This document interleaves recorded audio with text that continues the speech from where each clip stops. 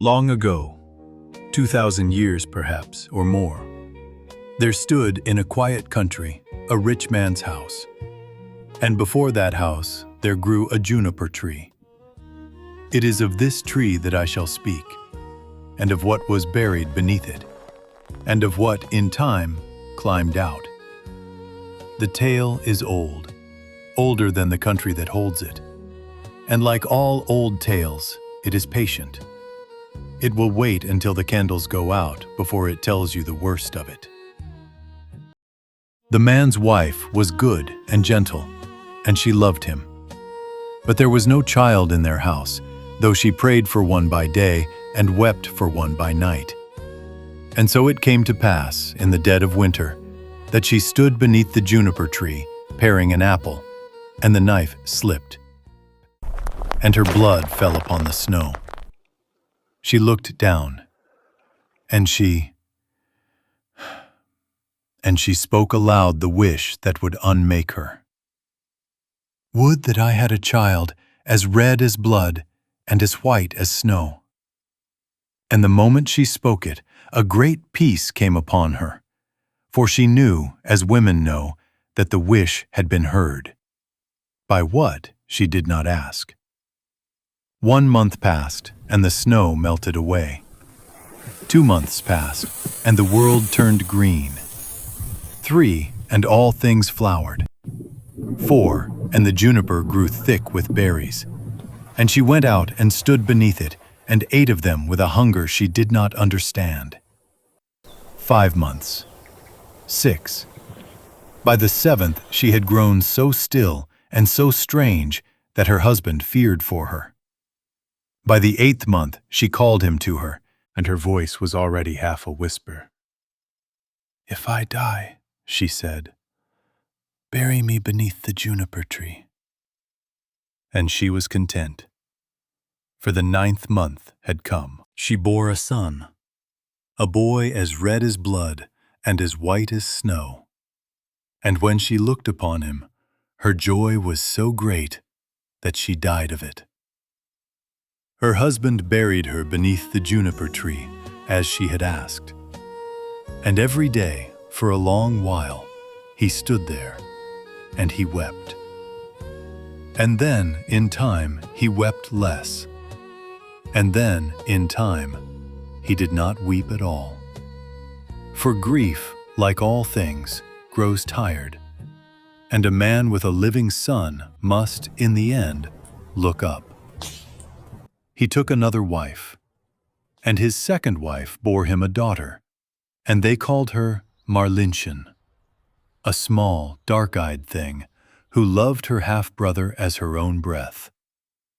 But the second wife had a daughter of her own to think of. And whenever she looked upon the boy, something turned inside her, like milk in a hot room. For she could not bear that the inheritance, the house, the land, the name, should one day pass to the child of a dead woman, when her own girl had nothing. And the devil, who is always patient, sat down beside her and began to whisper. She struck the boy. She pinched him. She cuffed him at the table and pushed him from his chair and sent him hungry to his bed. The child grew afraid to come into a room, for he never knew which corner she would be standing in. And little Marlinchen saw it all. And she wept for her brother in secret, where the stepmother could not hear. But weeping in this house would not be enough. One afternoon, the boy came in from school, hungry, and he asked his stepmother for an apple. And she said nothing for a long moment. Then she smiled, and the smile, this time, reached her eyes, which is how he knew she meant it. "Come, my child," she said. "Open the chest and take the finest one." The chest was heavy and bound in iron, and the lid hung upon hinges as old as the house. He bent over it. He reached his small hand in among the apples, and she let the lid fall. When she opened the chest again, the boy was no longer a boy. He was a thing she would now have to hide. She sat him upright by the door. She tied a kerchief around his neck. She placed a red apple in his cold hand. And when Marlinchen came in and asked her brother a question, and her brother did not answer, the stepmother said very calmly, "Strike him. He is being rude." And so the child struck her brother lightly on the cheek, and his head fell from his shoulders into her lap. The stepmother wailed then. Oh, how she wailed. "Marlinchen, what have you done?" And she swore to the weeping girl that they must hide it all, for who would believe her? Who would believe a child? She took the boy. She put him in the pot. She stewed him in a broth and seasoned him well. When the father came home, he sat down to his meal, and he ate, and he ate, and he ate.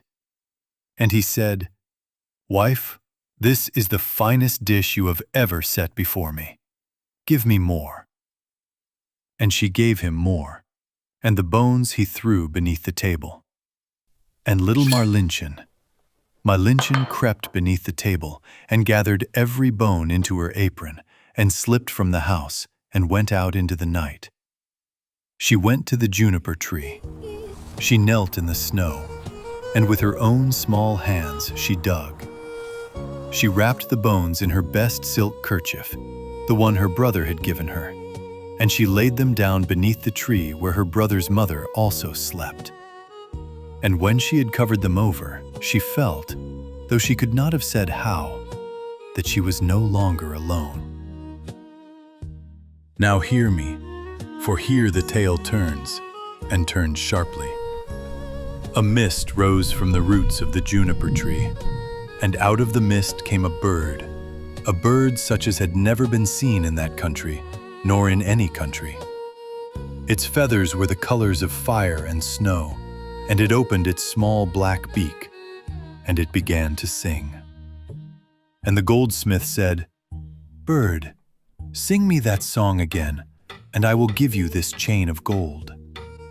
And the bird sang, and took the chain in its small beak, and flew on. My mother, she killed me. My father, he ate me. My sister, little Marlinchen, gathered together all my bones, tied them in a silken handkerchief, laid them beneath the juniper tree. Kiwik, what a beautiful bird am I. It flew to the house of a cobbler and sang, and the cobbler said, "Bird, sing me that song again, and I will give you these red shoes." And the bird sang, and took the shoes in its claws, and flew on. My mother, she killed me. My father, he ate me. My sister, little Marlinchen, gathered together all my bones, tied them in a silken handkerchief, laid them beneath the juniper tree. Kiwik, what a beautiful bird am I. It flew to a mill where 3 millers worked at a great stone. And the millers said, "Bird, sing us that song again, and we will give you this millstone." And the bird sang, My mother, she killed me. My father, he ate me. My sister, little Marlinchen, gathered together all my bones, tied them in a silken handkerchief, laid them beneath the juniper tree. Kiwik, what a beautiful bird am I. And the three of them together rolled the millstone out, and the bird slipped its head through the hole at its center, and carried it, and flew on, toward home. Inside the house, the father stirred in his chair. "How light I feel," he said. "How light and how heavy both at once." The stepmother shivered. "A storm is coming," she whispered. "A storm such as we have never known." And little Marlinchen, by the window, smiled for the first time in many days. "Something is coming," she said. "Something good." And the bird sang once on the rooftop. And the father went out and was given the chain of gold. And Marlinchen went out and was given the red shoes. And she danced in them. Oh, she danced. And then, slowly, as one walks toward a thing one already knows, the stepmother went out. She stepped into the open. She looked up, and the bird let the millstone fall. Where the stepmother had stood, there rose a pillar of smoke and fire. And out of the fire walked the boy, whole and warm and breathing, as though he had only stepped out for a moment and was now come home. Marlinchen ran to him. The father knelt, and the three of them went back inside and sat down at the table and ate their supper together. The juniper tree stood quiet above the place where two mothers slept.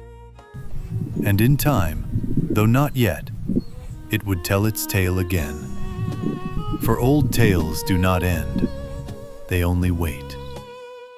This was The Juniper Tree from the Brothers Grimm. Thank you for walking with me to the place where the candles go out. I will see you at the next one.